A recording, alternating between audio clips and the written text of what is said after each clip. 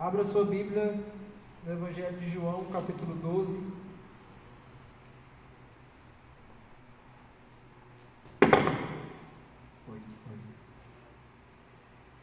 Hoje eu queria falar sobre um tema.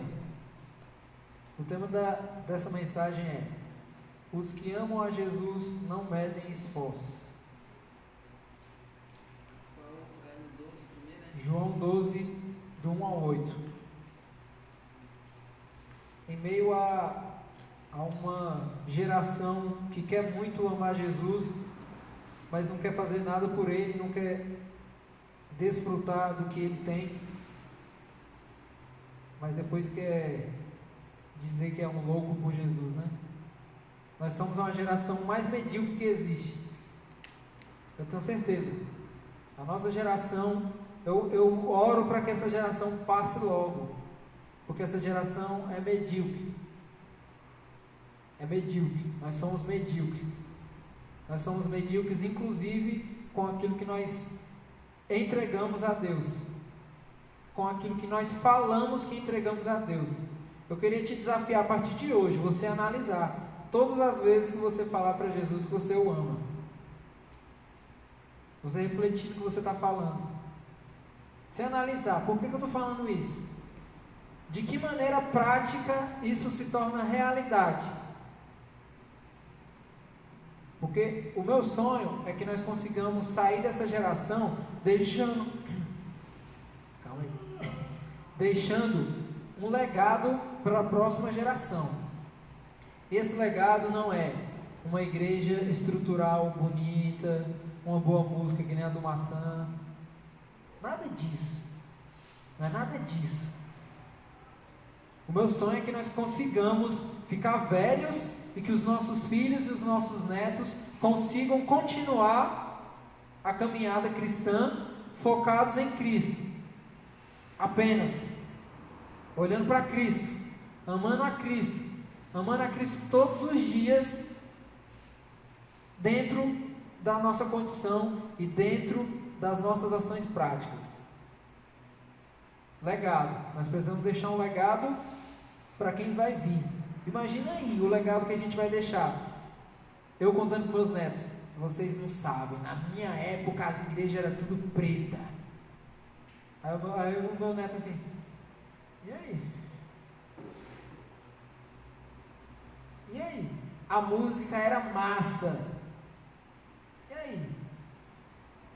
A cidade como era? Uma merda.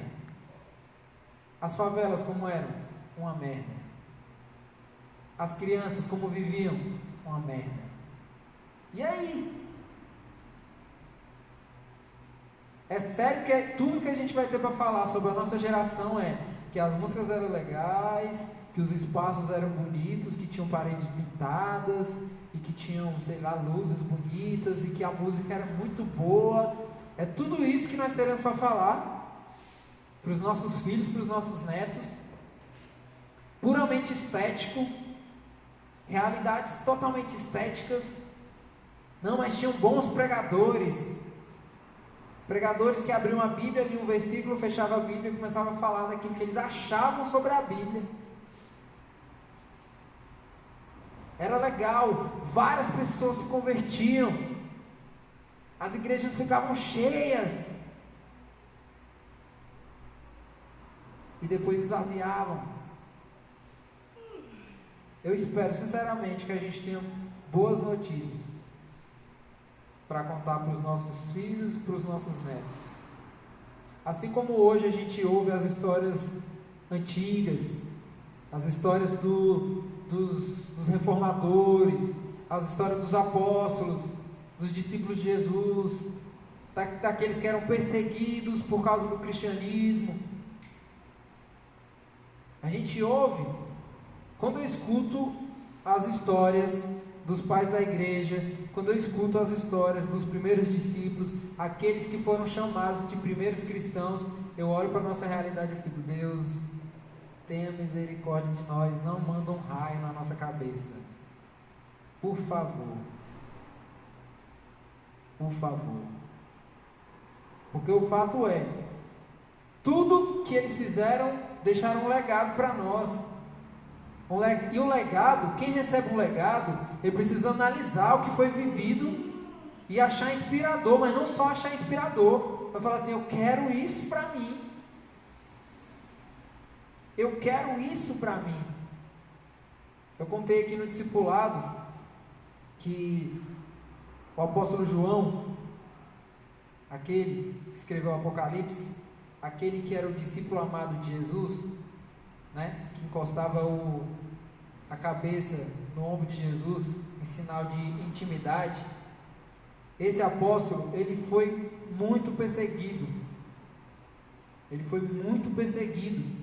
Existiu um imperador romano que perseguia ele demais. E como fruto da perseguição, sabe o que foi? Sabe o que ele fez? E agora a gente observa que Deus e é Senhor em qualquer situação. E tudo que ele faz é para a sua glória, mesmo que a gente não compreenda. João, o apóstolo João, sendo perseguido pelo Império Romano, foi enviado, exilado para a ilha de Patmos. Você sabe o que é a ilha de Patmos?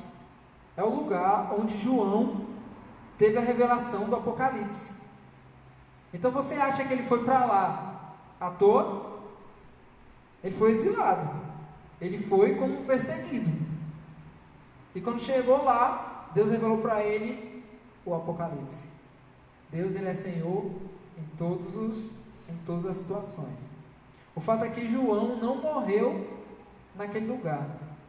O que eu contei no discipulado foi o seguinte: João, muito velhinho, morava na cidade de Éfeso, né?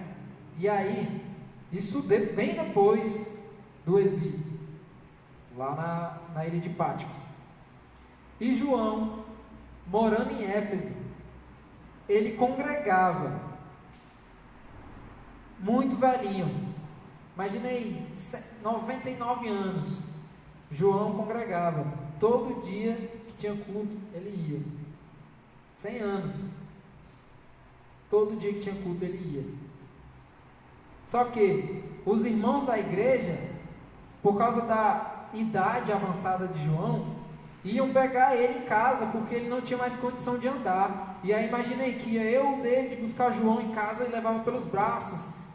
Ninguém sabe a distância que era, mas eles faziam esse percurso sempre.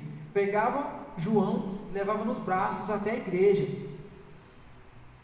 E João, nas cartas de João, 1º, 2º João, lá no final, você percebe que a fala de João é sempre assim: filhinhos, filhinhos, filhinhos. E isso ele está tratando com a igreja de Éfeso, que é ali onde ele estava.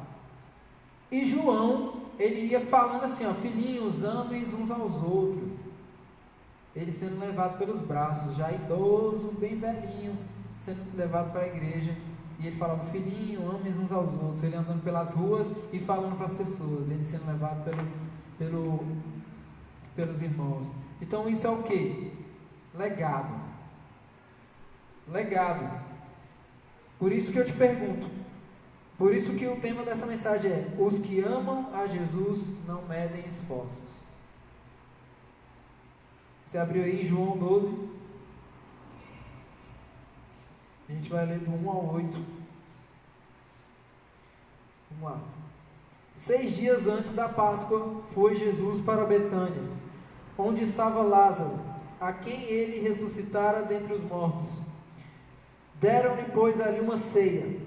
Marta servia, sendo Lázaro um dos que estavam com ele à mesa. Então Maria, tomando 1 libra de bálsamo de nardo puro, muito precioso, ungiu os pés de Jesus e os enxugou com os seus cabelos, e encheu-se toda a casa com o perfume do bálsamo. Mas Judas Iscariotes, um dos seus discípulos, o que estava para traí-lo, disse: por que não se vendeu este perfume por 300 denários e não se deu aos pobres? Isto disse ele, não porque tivesse cuidado dos pobres, mas porque era ladrão e, tendo a bolsa, tirava o que nela se lançava. Jesus, entretanto, disse: deixa, que ela guarde isto para o dia em que me embalsamaram. porque os pobres sempre os tendes convosco, mas a mim nem sempre me tendes. O que a gente observa aqui? O versículo 1 fala assim, fala que Jesus, 6 dias antes da Páscoa, foi para Betânia. E onde é que Jesus estava então? Já que ele saiu de um lugar, foi para Betânia. Jesus estava numa cidade chamada Efraim. E essa cidade era uma cidade muito montanhosa. Então, suponhamos, conhecendo a vida de Jesus, que Jesus estava se consagrando. Jesus gostava muito de ir para o monte, igual os nossos irmãos mais tradicionais, para se consagrar, para ter tempo, para orar, para jejuar, para fazer toda aquela busca. Então, provavelmente, Jesus, antes de ir para Betânia, estava se consagrando. E o versículo fala que isso foi 6 dias antes da Páscoa. E a Páscoa era muito tradicional que as pessoas fossem para Jerusalém.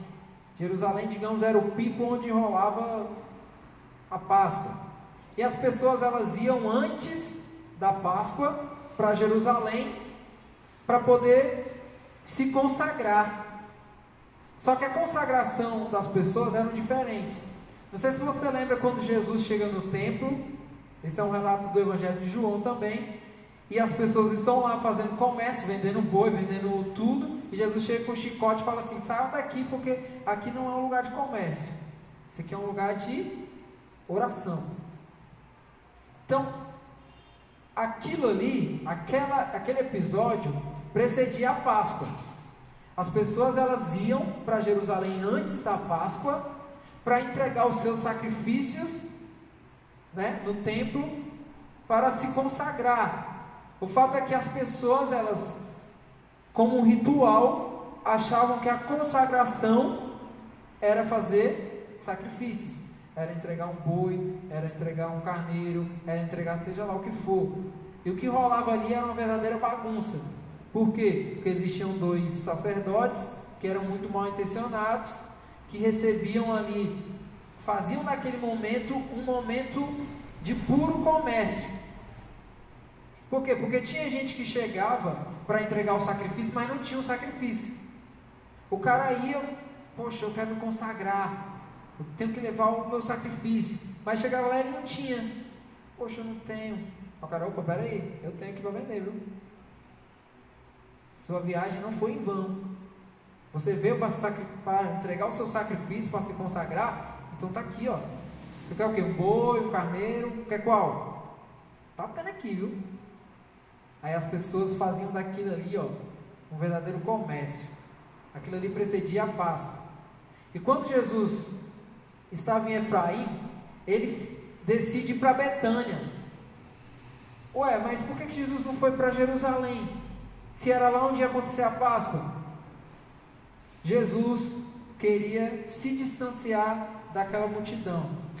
Por quê? Porque aquela multidão estava entregando um sacrifício inválido. Então por que Jesus, ao invés de ir para onde estava rolando a vibe, ele não foi? Ele foi para outro lugar, que não estava acontecendo nada. Porque a ideia de Jesus era: eu não quero compactuar. Eu não quero compactuar com o que está rolando lá, com o que essas pessoas estão fazendo lá. Tem até um versículo aqui, antes desse que a gente leu, que é no capítulo 11, os 54 e os 55 fala assim: de sorte que Jesus já não andava publicamente entre os judeus, mas retirou-se para uma região vizinha ao deserto, para uma cidade chamada Efraim, e ali permaneceu com os discípulos. Estava próximo a Páscoa dos judeus, e muitos daquela região subiram para Jerusalém antes da Páscoa para se purificar. Então vocês percebem que as pessoas, elas foram para lá e Jesus não foi. Jesus foi para Betânia. Então o versículo fala: 6 dias antes da Páscoa, quando Jesus estava em Efraim, ele foi para Betânia, onde estava Lázaro, a quem ele ressuscitara dentre os mortos. Lázaro, todo mundo sabe, Lázaro é daquela história que morreu, já estava ficando podre, e as irmãs dele tudo doida, cadê Jesus? Você disse que vinha, não veio, o homem morreu, tá podre aqui já. Jesus, calma, mano. E Lázaro era super amigo de Jesus. Fala assim, calma, meu amigo não morreu, mas ele só dorme. Todos estavam enxergando ele morto, mas Jesus falou assim, ele só dorme. Então, o que a gente consegue compreender?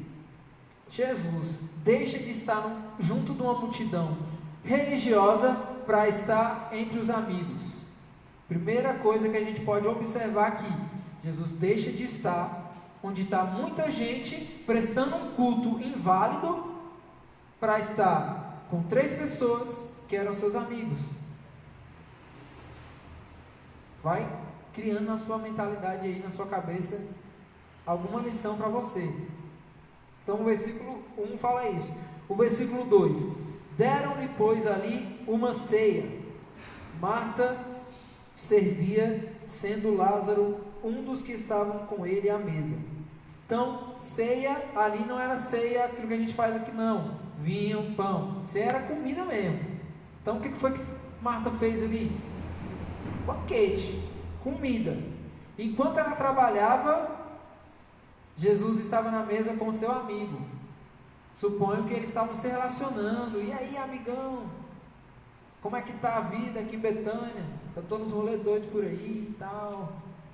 Se relacionando, comungando. E esse texto é engraçado, porque a gente já consegue, não sei se você lembra daquele episódio que Jesus visita a casa também, essa mesma casa, porque Jesus sempre, quando ele queria ficar de boa e rever os amigos, ele ia para Betânia e ia visitar Lázaro, Marta e Maria, que eram 3 irmãos. Então, em uma ocasião, Jesus estava também na casa de Lázaro, Marta e Maria. E quando Jesus chega na casa de Marta e Maria, existem 2 situações das 2 irmãs. A primeira, Marta, empolgada com a ideia de que Jesus estava lá, ela ficou, vixe, eu preciso arrumar a casa e fazer uma comida e tal. Jesus lá e Marta ralando, trabalhando, se preocupando em impressionar Jesus. Enquanto Maria não fazia nada. Porém, ela fazia o quê? Ela estava ali agarrada nos pés de Jesus, assim, ó. Tipo assim, é o momento que eu tenho com Ele. Eu não posso pensar em outra coisa. Esse momento foi proporcionado para mim, então eu não posso pensar em fazer um cuscuz, eu não posso pensar em lavar uma louça, nem que ele saia daqui pensando, nossa, aquela mulher bagunceira, a casa é uma desordem. A ideia de Maria era o quê? Eu preciso ficar aqui, ó, com Jesus. E Marta se incomoda, lembra? Marta se incomoda com aquilo. Cara, Jesus, Maria é muito folgada. Por quê? Porque eu faço tudo e ela está aí sem fazer nada. Aí o que Jesus responde para Marta? Marta, você não entendeu foi nada. Maria escolheu a melhor parte, e dela não será tirada. Então esse episódio aqui, com as mesmas pessoas, relembra isso que a gente acabou de falar. Olha só, deram-lhe, pois, ali uma ceia. Marta servia. Marta, ativista, aqueles crentes que não sabem ficar sem fazer nada. Oração na segunda, terça célula, quarta discipulado, quinta-feira ensaio da dança, sexta-feira ensaio não sei de que, sábado, só servia. Marta era dessas. Deram-lhe, pois, ali uma ceia. Marta servia, sendo Lázaro um dos que estavam com ele à mesa. Ao versículo 3. Então, Maria, tomando 1 libra de bálsamo de nardo puro, muito precioso, ungiu os pés de Jesus e os enxugou com os seus cabelos. Essa parte é interessante, porque a gente pode analisar o que está sendo entregue aqui, o que está sendo feito. Primeiro, o que é nardo?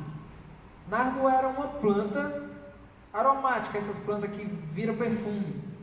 E era uma planta muito rara, que existiam em regiões muitos distantes, onde para você conseguir tinha que investir grana, né, até chegar e tal. Então era uma planta rara, de uma região distante, e por ser rara era muito cara. Então quando ele fala assim, Maria tomando uma libra, isso aqui, libra, é o vaso, não é uma libra um dinheiro, libra é o vaso. Em outras traduções falam um vaso de alabastro, vocês sabem, alabastro, isso aí.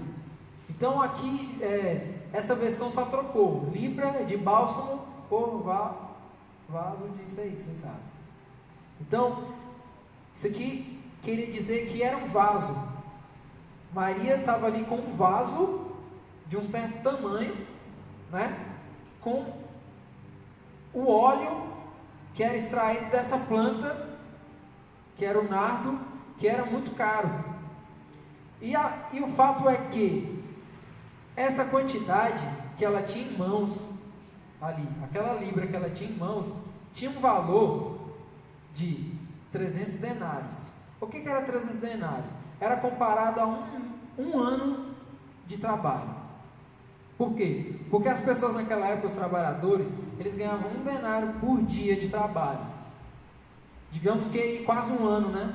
Se fosse para hoje, que a gente tem 300 e poucos dias aí, 1 denário por dia, 300 denários, quase um ano. Então o que foi que ela fez? Ela pegou uma parada que valia 1 ano de trabalho e derramou nos pés de Jesus.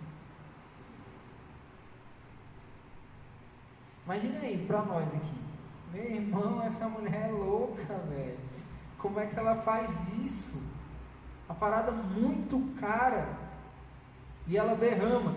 E aí aqui usa a palavra ungiu os pés de Jesus. E esse ungiu aqui, irmãos, nada mais é do que lavou os pés. É até uma comparação com aquilo que Jesus fez com os discípulos. Por que Jesus lavou os pés dos discípulos? Que até o discípulo lá ficou assim, mas peraí, Jesus, estou errado, é eu que tenho que fazer isso, não é você não. Por que Jesus fez aquilo? Sinal de reverência. O discípulo pegar como exemplo e tal. E o fato é que Maria, ela lava os pés de Jesus como um sinal de humildade e devoção. O que a gente consegue compreender aqui? Ela pegou algo de muito valor, que era muito valoroso para ela, para aquelas pessoas, para a economia da época, e ela, como um sinal de humildade e devoção ao mestre, ela jogou nos pés. Mas ela não fez só isso.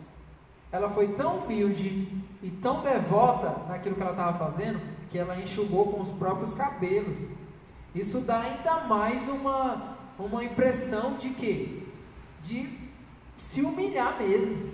Se humilhar no sentido de se jogar naquilo. Então foi isso que ela fez. E é interessante porque vamos abrir um paralelo aqui sobre a questão de ungido. É engraçado que Jesus, ele teve depois um sobrenome que na verdade era uma condição imposta por Deus, que era o quê? Cristo. Jesus, primeiro ele era Jesus de Nazaré, né? Aquele lá que trabalhava lá com madeira e tal, aquele rapazinho simples. Quando ele revela, na verdade, aquilo que ele nasceu para ser, ele se torna o Jesus Cristo. E o Cristo é uma palavra grega que significa ungido. E Messias, que também é uma palavra em referência a Jesus, é uma palavra hebraica que significa ungido. Então, quando a gente fala que o fulano é ungido, a gente está falando o quê? Que ele é o próprio Cristo. Porque ungido é Cristo, ou Messias. Entendeu? É fato que no Antigo Testamento, o que acontecia? Quando alguém ia se tornar um sacerdote, um profeta, um rei, os caras pegavam lá o óleo, derramavam na cabeça e ele era ungido. Ele era ungido para cumprir aquilo que estava sendo proposto ali.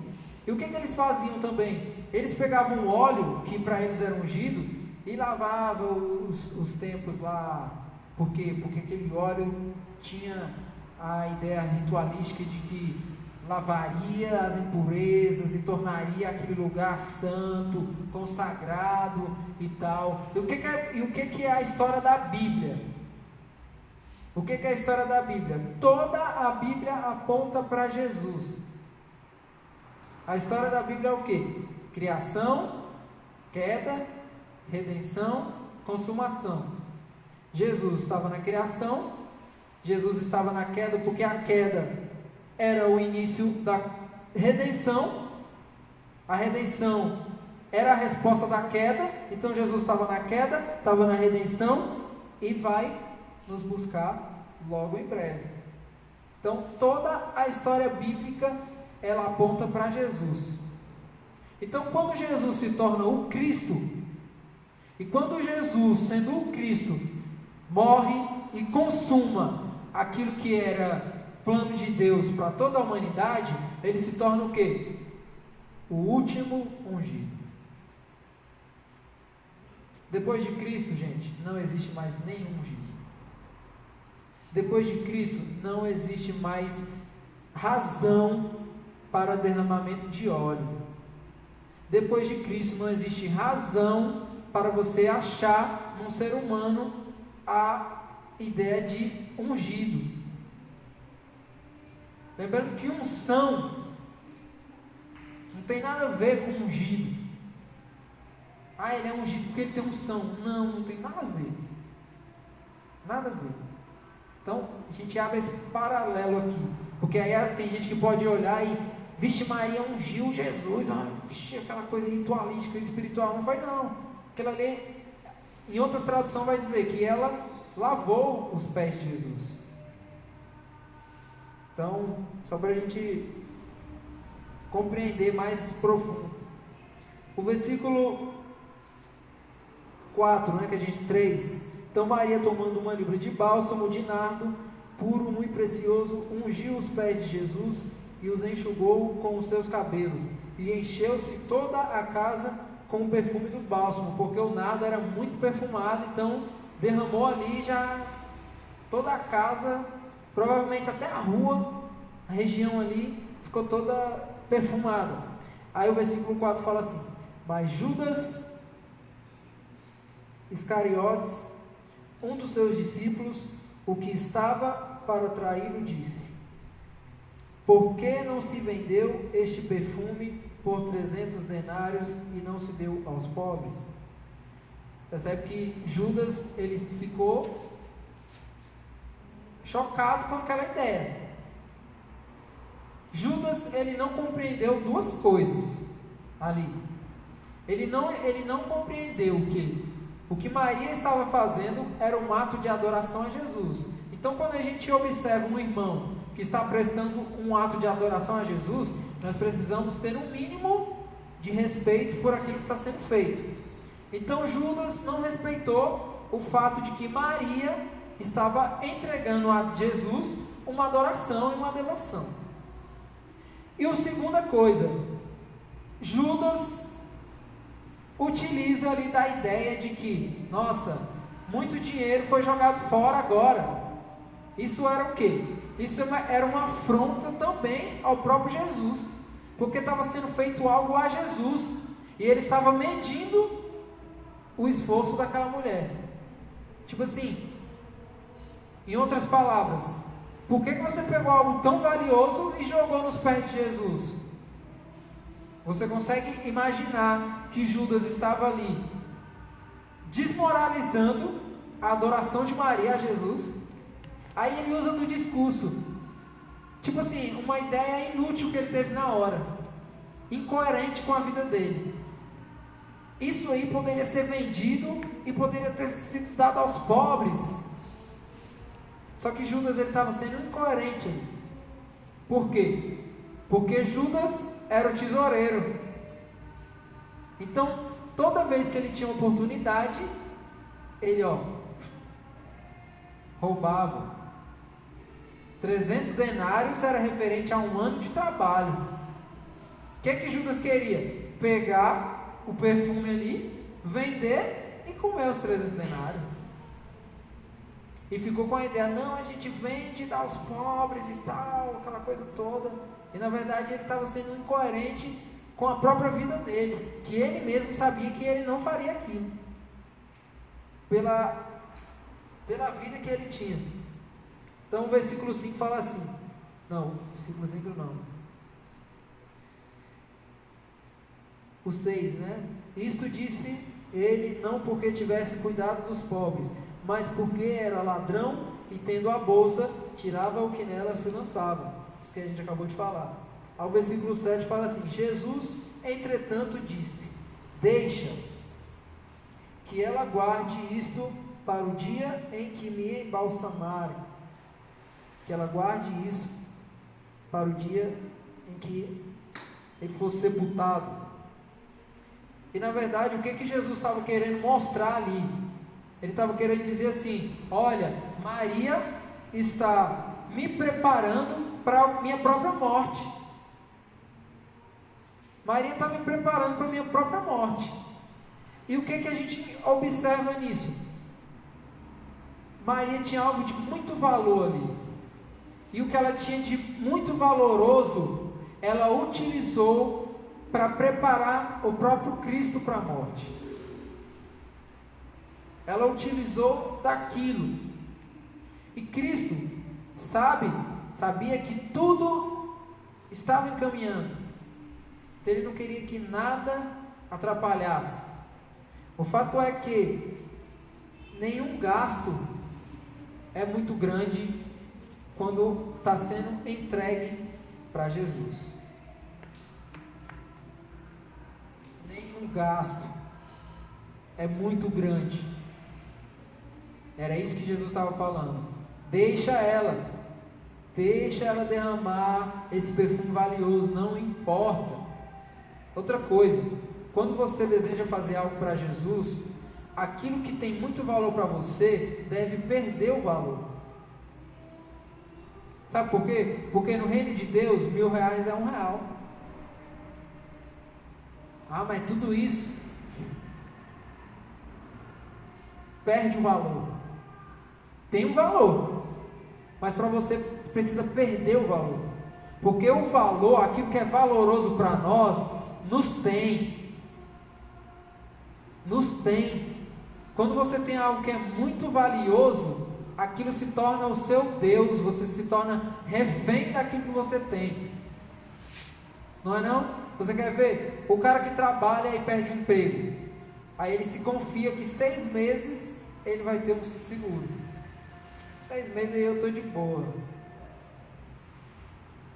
É a garantia que ele tem, que ele vai viver ali 6 meses igual ao que ele vivia. A única coisa que mudou é que ele não vai precisar trabalhar, mas o salário está ali do mesmo jeito. Então, existe um valor, mas quando a gente está entregando algo para Jesus, aquilo que existe um valor, precisa perder o valor. Para Maria, foi isso que aconteceu. Não me importa se esse perfume é, Ferrari Black, carão, não importa. Quando eu estou entregando para Jesus, ele se torna um Avon no valor financeiro, não me importa. Não me importa, porque eu preciso entregar o meu melhor. Era isso que Maria estava fazendo ali, entregando o melhor dela. E aí a gente observa, o que foi que Marta fez? Deu comida, serviu. De novo a gente percebe esse paralelo, Marta trabalhando e Maria adorando. Marta ali preocupada, preciso deixar comida boa para Jesus, para ficar ali de boa e tal. Trabalhando, ralando, servindo. E Maria adorando. O fato é que toda pessoa que deseja servir a Deus precisa amá-lo primeiro. Não existe, eu quero servir a Deus. Mas peraí, quem é Deus? Quem Ele é? Quem Ele é para você? Qual a importância dele para você? Muita gente quer ir para o campo missionário, quer ir fazer missões. Quem é Jesus, irmão? Qual a importância da Bíblia para você? O que você sabe do Evangelho? Entendeu? Primeiro, para nós servirmos a Deus, nós precisamos primeiro amá-lo. E a gente só pode amar a Deus conhecendo. O princípio de tudo é conhecer a Deus. Igual o slogan da Jocum, né? Conhecer a Deus e fazê-lo conhecido.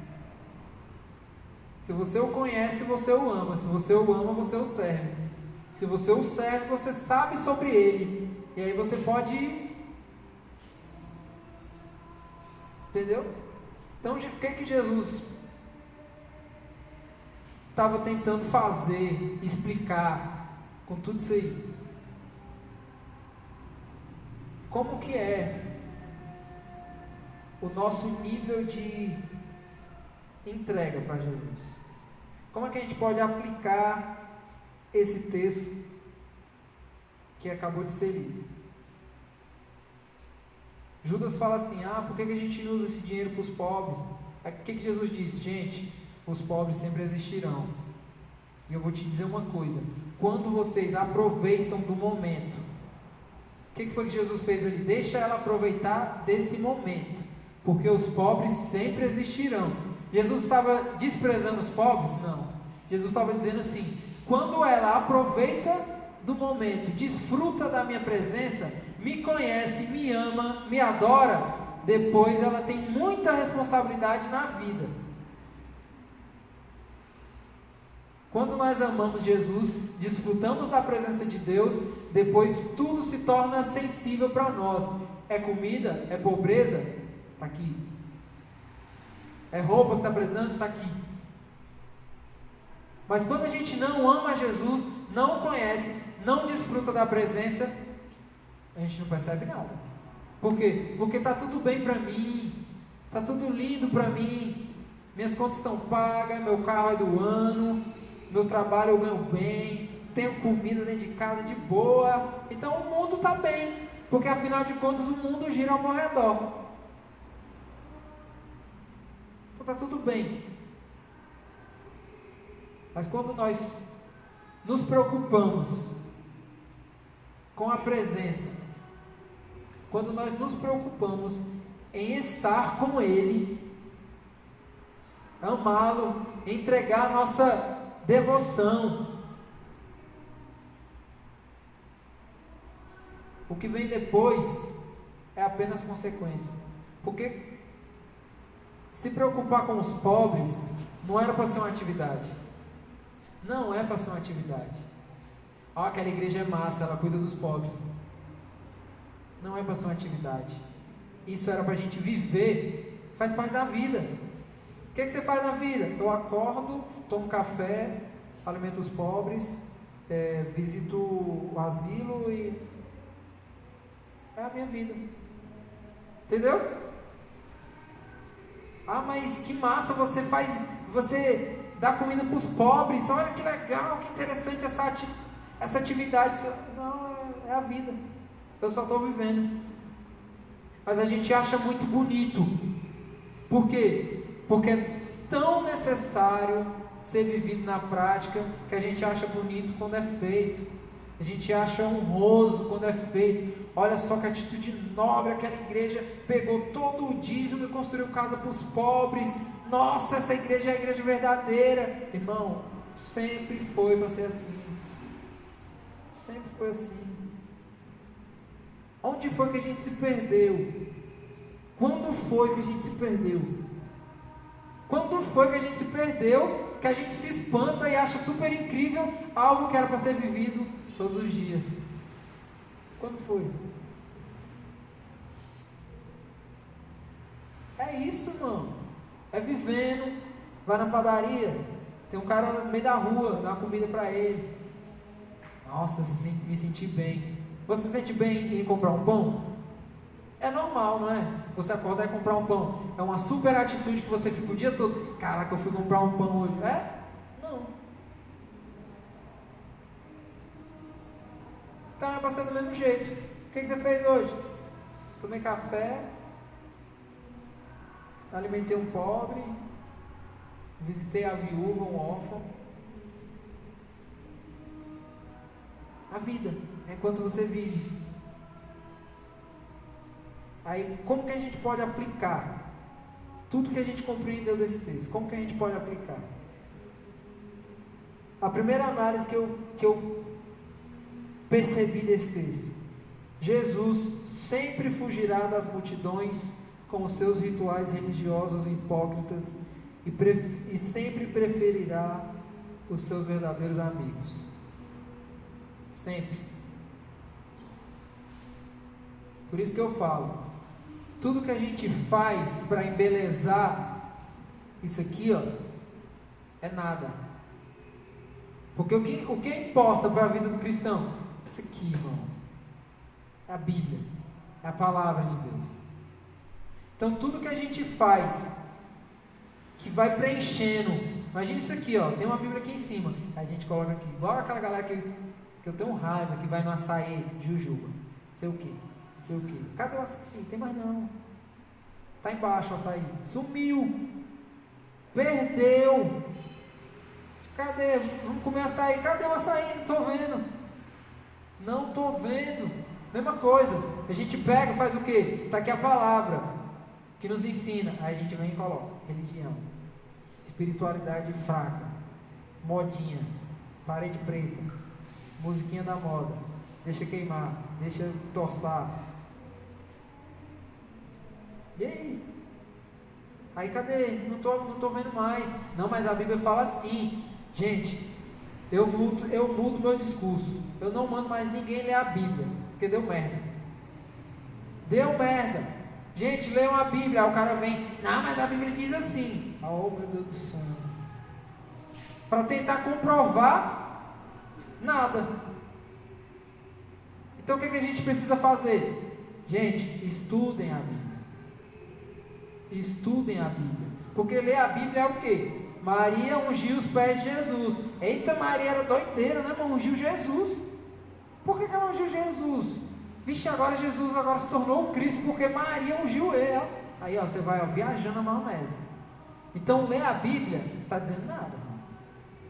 É importante, Rafa? Pega um versículo ali de manhãzinha. Pode ser um versículo, não tem importância não. Lê, pronto.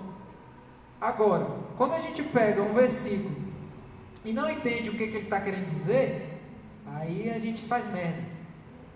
Porque a gente quer trazer, quer aplicar da maneira errada. Da maneira errada. Então a gente precisa estudar a Bíblia. Para quê? Para a gente perceber os falsos mestres, os falsos ensinos, onde é Bíblia, onde não é, onde é religião, onde não é, onde é só ritual, onde não é. É só o que tem hoje, irmão. Só o que tem hoje. Um monte de jujuba em cima. Castanha, M&M's, um monte. Um monte. Aí você chega e fala assim, irmão, o evangelho é morte. Aí o cara fica, não, que isso, irmão? Por quê? Jujuba, M&M, um monte de coisa em cima, um monte. Aí quando vai tirando, lá embaixo só tem algo da mesma cor, único. Açaí é açaí, irmão. Não muda. Evangelho é evangelho, não muda. Desde os pais da igreja, desde Jesus, desde Abraão, até hoje não muda. É a mesma coisa. O evangelho é atemporal. Ele se sustenta nele mesmo. A mensagem do evangelho se sustenta nela mesma. Ela não precisa das nossas boas ideias contemporâneas, não, irmão. Vou te falar, as igrejas que não tem parede preta ganham alma para Jesus até umas horas também. Então tudo que a gente faz, que a gente acha que é super contemporâneo, nossa, eu acho que Jesus precisa da minha ideia contemporânea, porque eu sou um artista, né? Eu sei fazer com que aconteça. Não é nada. Na verdade não é nada. Entendeu? Então, Jesus sempre vai fugir disso. Sempre vai fugir de onde existe multidão entregando sacrifícios. Sempre vai fugir. Ele não habita.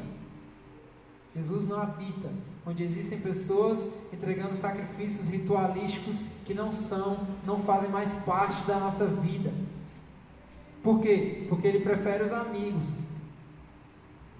Jesus prefere os amigos. Jesus preferiu ir na casa de Lázaro do que ir para Jerusalém e se encontrar com um monte de gente chata entregando sacrifício, pagando de crentão, bom de hipócrita. Jesus sempre vai preferir os amigos. E a Bíblia fala que aquele que é chamado de amigo é aquele que faz a vontade do Pai. Se você faz a vontade do Pai, você é chamado de amigo. Simples, mas objetivo. Jesus prefere os amigos. Jesus prefere aqueles que fazem a vontade do Pai. Jesus prefere aqueles que não se vendem para rituais, para pagar de espirituais. Jesus não compactua com isso. Então a primeira coisa que a gente observa desse texto é isso. Segunda coisa, os que amam verdadeiramente Jesus não medirão esforços para o honrar. Maria não mediu esforços. Ela entregou ali o melhor. O melhor. Ela não pegou assim, não, vou pegar aquele da Jequiti, que é mais baratinho, né? Não vai ter tanto gasto, ainda vai ser uma honra, porque eu vou lavar os pés e tal. Não, ela preferiu o melhor. Ela pegou o melhor e colocou nos pés de Jesus, lavou os pés de Jesus, em sinal de adoração. Então nós precisamos, aqueles que amam verdadeiramente Jesus, não mede esforço para honrar. E com isso você pode aplicar para a sua vida. O que é para você? O que pesa muito? O que é você faz com dificuldade para Jesus? Você sabe.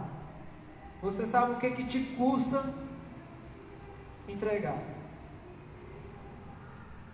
Para uns é uma coisa, para outros é outra. Tem gente que quando chove não vai na igreja. Nem dava para morar lá em São Paulo. Não ia para a igreja nunca. Chove todo dia. Então, você sabe. Só você sabe o que te custa. E aí? Você ainda está disposto a negociar esse perfume aí? Está Jesus e o seu perfume. Você ainda está pensando no que pesa mais, no que vale mais, na consequência do que pode acontecer se você entregar aquilo que tem muito valor para você, para Jesus. Você ainda está pensando nisso? Então aqueles que amam verdadeiramente Jesus não medem esforços. Não medem esforços. Jesus falou, olha, quando alguém te chamar para caminhar uma milha, caminhe duas. Esse é o evangelho, viu, gente? Não é aquele que tem jujuba em cima, não. Esse é o evangelho. Quando alguém te der um tapa num lado do rosto, ofereça o outro. Isso é o evangelho. Esse é o evangelho sem os excessos. Tira tudo que não presta, aí fica só o evangelho. Pronto, é isso. É isso. Aqueles que amam verdadeiramente Jesus não medem esforço. É para ir onde? Carregando o Ivo nos braços daqui lá para a casa dele, igual os irmãos de Efésios faziam com João. E eles não reclamavam não, irmão. E aí? Se é isso que te custa, e aí? Vai colocar na balança Jesus e o que te custa, o que pesa mais, o que tem mais valor, o que vai te beneficiar, o que não vai te beneficiar. Terceira análise de aplicação. Os falsos discípulos sempre querem lucrar em cima do seu Senhor. Judas queria lucrar em cima da adoração de Maria. Ele queria anular a adoração de Maria. Para quê? Para ele lucrar em cima do próprio Cristo. Para você perceber como isso é tão louco, Judas, o valor, olha só, presta atenção nisso, 300 denários, era comparado a pelo menos 3 vezes mais o valor que Judas se vendeu para trair Jesus. Digamos que Judas se vendeu por 100 denários. Maria estava entregando ali 3 vezes mais para Jesus daquilo que ele se vendeu para trair Jesus.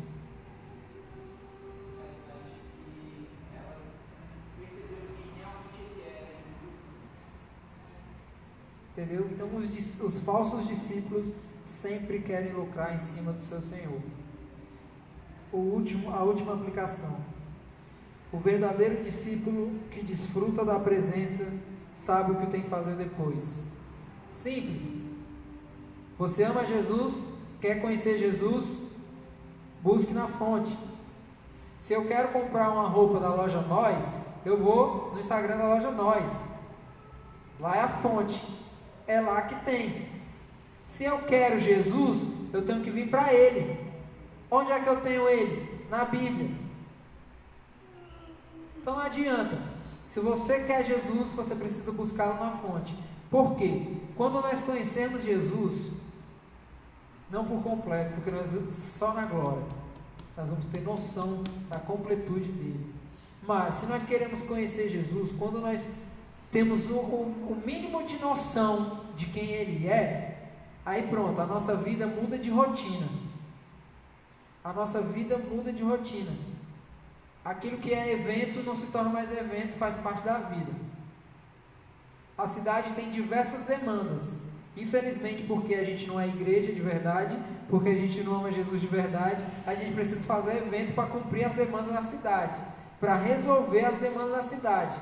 Aí o que a gente faz? Gente, vamos fazer um mutirão para levar comida para o morador de rua. Um evento para fazer algo que você deveria fazer enquanto vive. Enquanto vive.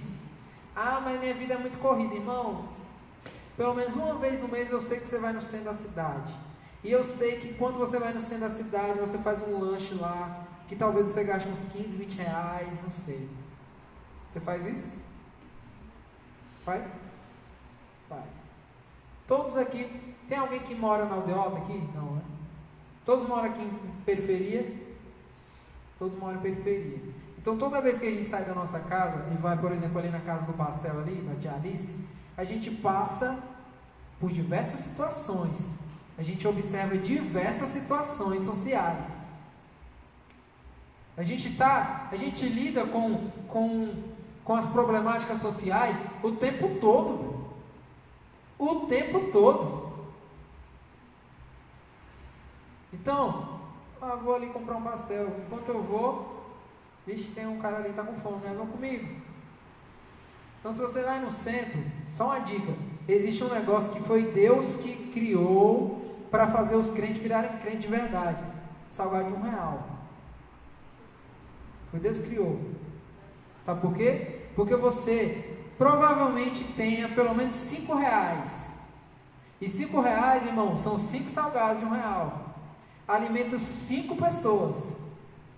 Sabia? Mas sabe o que você faz? Você come 5 salgados. Por quê? Porque o que importa é a sua fome, irmão. Por quê? Porque pegar R$5 e comprar 5 salgados para outras pessoas é um evento. Não faz parte da nossa vida. Não faz parte da nossa rotina. E aí Jesus fala: esses sempre existirão. Mas quando vocês me amarem de verdade, vocês vão saber lidar com eles. Porque eles sempre existirão. Não aguento mais ver pobre. Irmão, onde você for, existem necessidades. Lembrando que pobreza não é falta de dinheiro. Pobreza é falta de algo. É destituição de algo. Qual é a pobreza? Qual é a sua pobreza? Todo mundo é pobre e rico. A gente sempre fala isso. Todo mundo é pobre e é rico. Por quê? Porque a pobreza do filho pode ser a minha riqueza, então eu posso suprir a pobreza dele com a minha riqueza. Todo mundo tem algo para oferecer. Todo mundo tem algo para oferecer. Não existe um que não tenha algo para oferecer. Até mesmo aquelas pessoas que parecem não ter nada, elas têm a oferecer. E nós fomos criados para isso, para suprir a necessidade do outro. E isso não pode ser algo secundário na nossa vida, não precisa ser, tenho que pensar numa estratégia para ajudar. Não, irmão, o que você tiver para fazer, faça. Você sabe o que tem que fazer. É simples. A gente sempre fala, se é fome, é comida que tem que dar. Ah, mas vamos orar. Não, orar não, irmão, é comida mesmo. Comida. Não adianta espiritualizar a vida, não. Espiritualizar demais ao tempo de, não sei o que, eu estou orando para Deus me direcionar para eu ajudar uma pessoa. Não, é só você abrir o olho, é só você andar na rua. Mas a gente anda com os olhos espirituais, olhando os anjos que andam pelas ruas e dentro da igreja, e a gente é tão espiritual, que dentro da nossa casa às vezes existe uma necessidade que a gente nem percebe. E aí? Nós fomos feitos para isso, para resolver. Mas se a gente não consegue pensar dessa forma, onde que está o problema? Conhecer Jesus, amar Jesus, entregar a nossa devoção, a nossa adoração. Não posso, é muito. A gente acaba fazendo de Jesus algo que, poxa, eu acho que Jesus vale isso. Jesus vale somente isso. É só isso que eu posso dar, Jesus. Então você vale isso. E por isso que a gente sempre fala aqui, no momento de oferta. Quando você oferta aqui, e a Bíblia diz que você está fazendo isso para Deus, não é porque Deus precisa do seu dinheiro, não. Deus não precisa do seu dinheiro. Deus não precisa do seu dinheiro. Mas cada um que está aqui precisa. Cada um que está aqui precisa. Cada um que está lá fora precisa. Então, quando nós entregamos algo para Deus, é porque vai beneficiar pessoas. A adoração a Deus beneficia as pessoas. Então, quando nós amamos, nós conseguimos honrá-lo e conseguimos viver e praticar a nossa cidadania cristã. Enquanto você está aqui nessa terra, você precisa ser um cristão. Você é um cidadão cristão. E o que é ser um cidadão cristão? Evidenciar Cristo em tudo. Evidenciar Cristo. Supra necessidades emocional, dentro da condição emocional, financeira. É isso. A gente falou aqui quinta-feira, gente, vai ter acampamento. Vai ter acampamento na Semana Santa. Vixe, mas não tenho dinheiro. Irmão, ninguém está perguntando se você tem dinheiro, não. Você é nosso. Tudo isso aqui é nosso.